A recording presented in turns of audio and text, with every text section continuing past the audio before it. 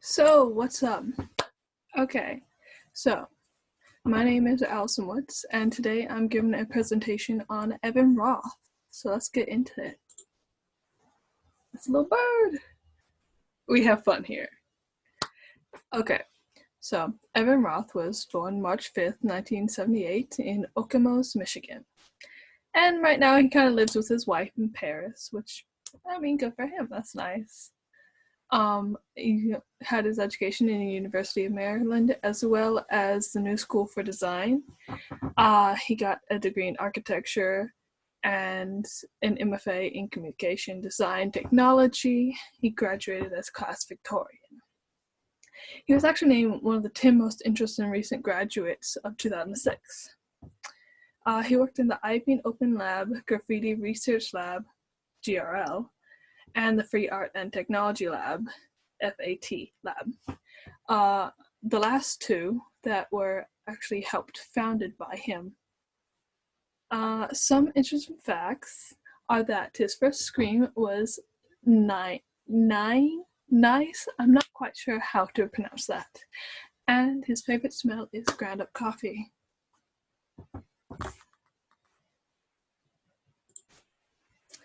Roth, his artistic style is interesting.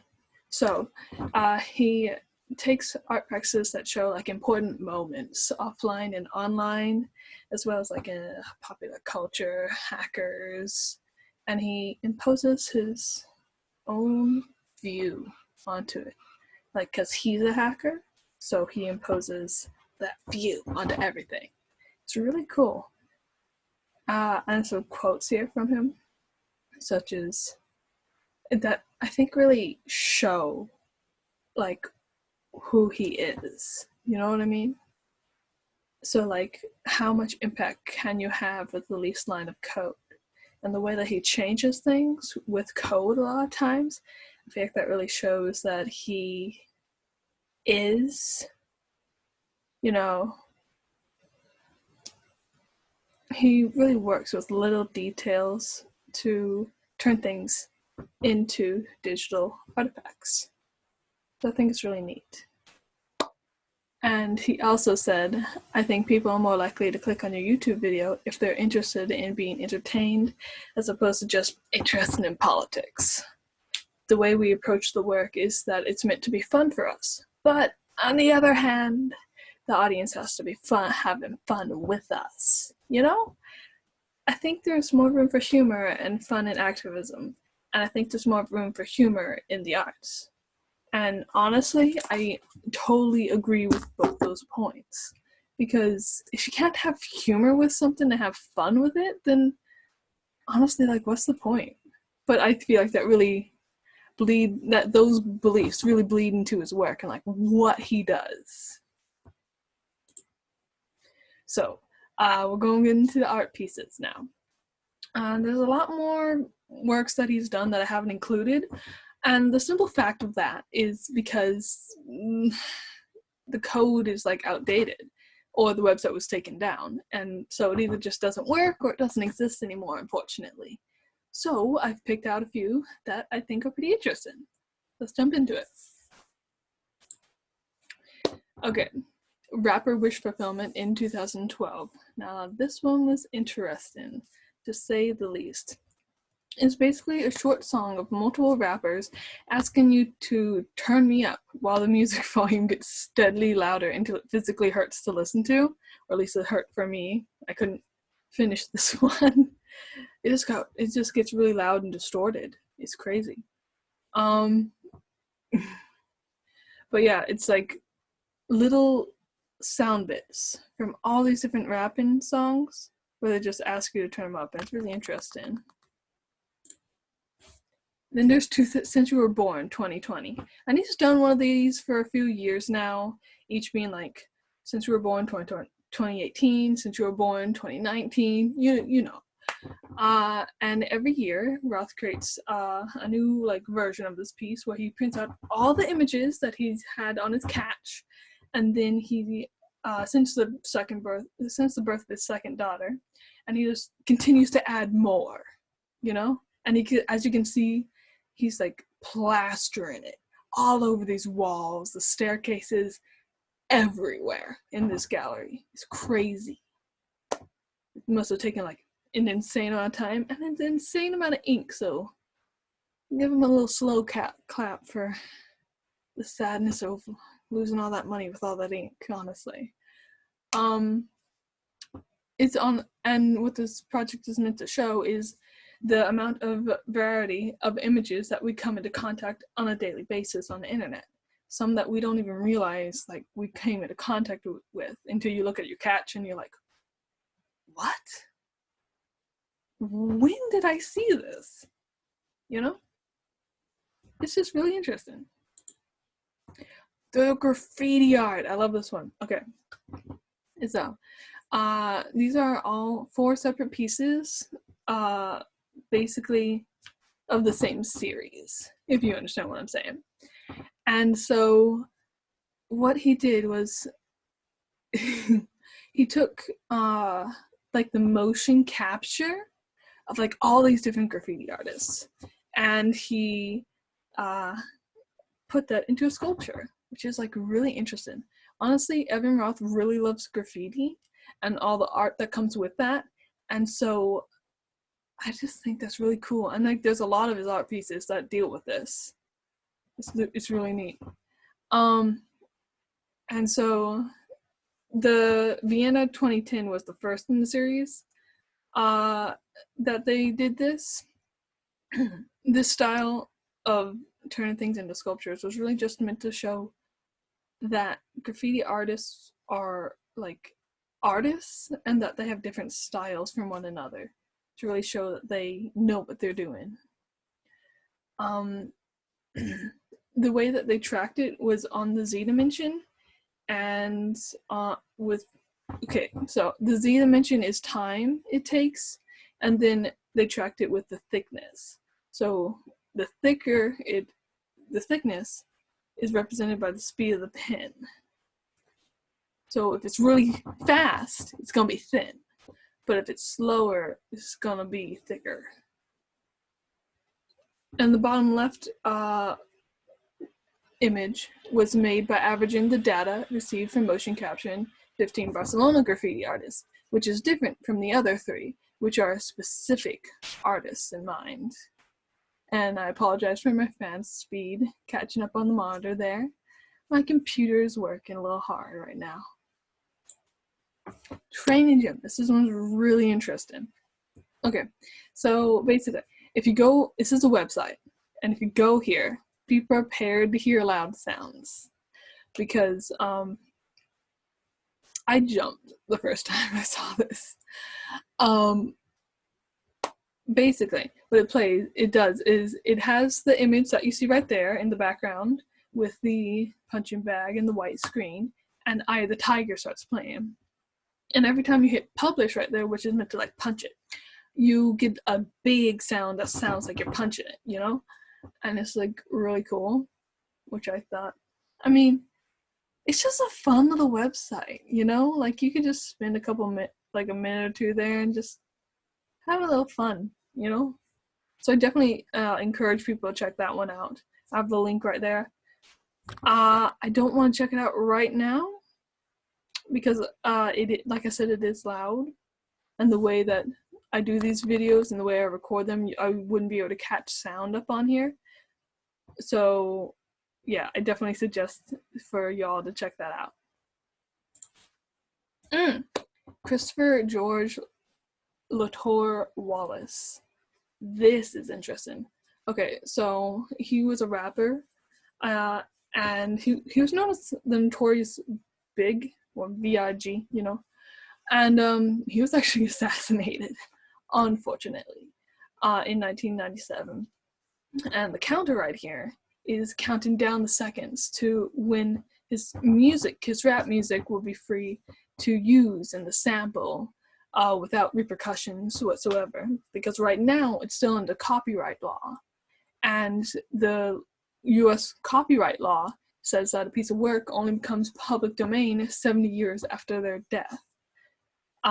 Which is really interesting when you think about it. Because, you know, like Disney, still has copyright over a lot of things, and that's like a big thing that I know way too many silly facts about for whatever reason. But I suggest to look that up as well, because Disney really skirted the law on that one, you know. Anyway, let's get on. Gold 2011. I like this one. This was cool. So it's kind of the same with the graffiti thing. You understand what I'm saying? So there's this guy right here, and look at the way he draws. Very particular, right? Okay, and it's so cool.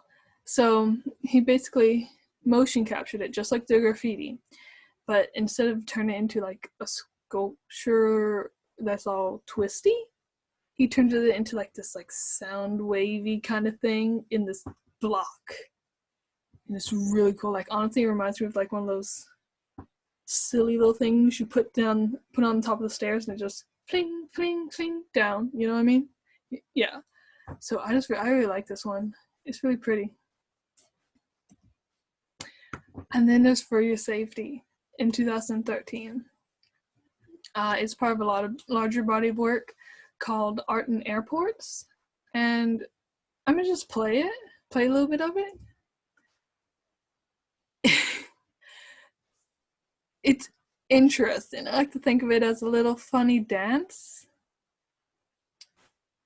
But every time I see one of those people like taking their head from up all the way down, down, down, I mean, it looks like they're just hurting themselves, honestly. And that guy looks like he's just like making fire happen with his eyes. You know? It's interesting commentary on like what we expect airplanes to be and what we expect the safety precautions to be. Which is interesting, you know? Interesting things to say with art. Gets up conversation. Banners and Sky. Similar to the catch one where he put all the images from his catch on the walls. Banners and Sky in 2013 is both a website and a physical art piece. I personally like the website better because it is constantly moving and just you see new ads all the time. And the website is on the top right here. And so basically they're just like a compilation of ads that one would see just on the sides, on the bottom of websites that you go to, you know what I mean? And with him, Evan Roth, he decides that I don't want those to be on the sides anymore. They're a fundamental part of how we view the internet. Like, there's gonna be ads like this. So what he does is instead of having them on the sides, he puts them as the thing in the middle that we normally pay attention to. You know, he's showcasing them so that they're the central focus of the page. And I just thought that was like really interesting to really take pieces of the internet and be like, this is how we experience the world. And we often just don't pay attention to it. But when your attention's drawn to it, you're like, holy crap, yeah, I see like there's so many ads on the internet. And so many that want me to go to different sites or tell me that there's singles in my area. Like, you know what I mean? Like, it's kind of insane. You know? Free speech. Yes. Okay, so this is the last of the art pieces that I'm going to talk about today. And it was done in 2012. And like I said, he lives in Paris right now. So for him, he went to Vienna with this car and plate while I talk. He decided, see those little speakers on the top? He decided he was going to have little phone conversations. Just to anyone. And while he's having those conversations, he's broadcasting everything said to the streets of Vienna, which I'm sure a lot of people are just like, what the heck is going on right now? Why is this man doing this? Because I know I would be, just confusion. And like at some point to even just like chastises people for having secrecy in their lives, and it's just like, okay, dang, bro, like I understand the point he's trying to make, where of secrecy in our lives, but I mean, I kind of disagree, because I feel like there are some things that are meant to be that if you can't have secrecy in your life, if you can't have just little me time and things that only you know, then I feel like it gets to be too much for a lot of people. Okay, let's move on. So, questions for discussion. Made it. So number one, what do you think about Roth's combination of normal things and objects and putting a new twist on them, such as the motion caption, the way a word is written? Number two, do you agree with Roth on his statement that people are more likely to click on videos they find interesting? And number three, was there one piece in particular that caught your eye or surprised you? Why? And there's my works cited page. It is beautiful. And the end. And you can thank my supreme Photoshop skills for that last image. And if any of you understand the reference, I will send you a cookie in the mail. I will not send you a cookie in the mail, but I will do it